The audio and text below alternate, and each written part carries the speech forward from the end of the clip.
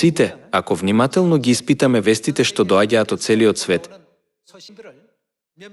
не сте ли слушнале? Проповедав за небесната Ерусалимска мајка и тие беа воодушевени. Во ова време, како што вистината за небесната Ерусалимска мајка се проповеда пошироко, ушите на луѓето во светот се отвораат, нивните затемнети души стануваат просветлени и тие добиваат способност јасно да разликуваат помеѓу доброто и лошото, како и вистината и лагата. Тоа означува дека дојде време сите да се вратат во прегратката на небесната мајка. Затоа што велат Духот и невестата во Откровение поглавје 22, стих 17. Тие велат, дојди. Нивните деца сега ја преземаат таа задача. Нели сите ние извршуваме улогата на ширење на светлината како гласници на светлината? Од мали населби до села, градови, од земји до континенти, па дури и на глобално ниво, ние споделуваме светлина. Библијата експлицитно ни покажува дека ова ќе се случи, делејќи ги луѓето на оние кои веруваат дека тоа ќе се случи и на оние кои не веруваат. Се надевам дека сите вие ќе станете прекрасни Божји деца кои веруваат во пророштвата такви какви што се и се движат во согласност со нив. Да ја испитаме волјата на Небесниот Отец во Езекиел, поглавје 47. Во Езекиел, поглавје 47 стих 1 е напишано: Потоа ме врати кај вратата на храмот, а ете, таму, под прагот на храмот течеше вода кон исток, бидејќи храмот беше свртен кон исток, и водата течеше од под десната страна на храмот, јужно од жртвеникот. Тука храмот се однесува на светиот храм, нели? Да продолжиме да ги испитуваме сцените од пророштвата што ќе се исполнат во иднина. Стих 2.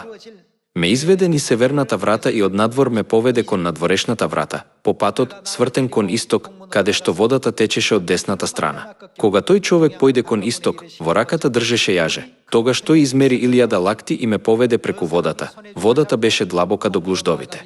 Потоа измери уште 1000 лакти и пак ме преведе преку водата. Водата беше длабока до колена. Измери уште 1000 лакти и ме преведе преку водата. Водата беше длабока до појасот. И пак измери уште 1000 лакти, а таму веќе имаше река, преку која јас не можев да минам, бидејќи водата беше толку висока што требаше да пливам. Зашто таа река не можеше да се прегази? Па ми рече, видели и сине човечки, потоа ме поведе назад кон брегот на реката. А кога се вратив назад, таму, пак, на бреговите од едната и од другата страна имаше многу дрвја. И ми рече, оваа вода тече кон источниот дел на земјата, се спушта во Арава и потоа ќе се влива во морето, и водите на реката ќе бидат здрави. И секое живо суштество што ќе се движи таму, каде што се вливаат двете струи, ќе биде здраво. И риби ќе има таму многу, зашто таа вода ќе се влива таму, и водите на морето ќе станат. Како станува? Здрави, и каде што ќе се влива таа река, таму ќе биде живо. Како се вика оваа река? Според Захарија поглавје 14, од каде тече живата вода во тој ден. Библијата ја нарекува водата што извира од храмот вода на животот. Напишано е дека влегува во морето.